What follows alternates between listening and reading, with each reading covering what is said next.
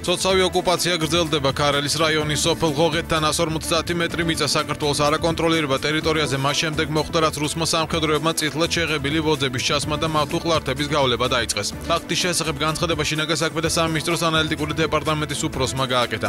დავით სუჯაშვილის თქმით, მათ საქმის კურსში უკვე ჩააყენეს ევროკავშირის სადამკვირვებლო მისიის წარმომადგენლები. ისევე განცხადებით შინაგან საქმეთა სამინისტრომ მომავალ კვირას დიპლომატიური კორპუსისთვის დეტალური ინფორმაციის მიწოდებას გეგმავს.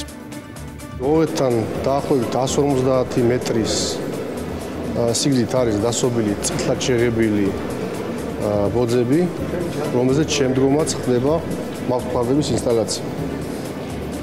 ამ ვოძებზე დაახლოებით 50 მეტრზე უკვე დამონტაჟებულია, ინსტალირებულია მავთუყლარდები. ევროკავშირის სადამკვირვებლო მისია, რა თქმა უნდა, ჩაყენებულია საქმის კურსში.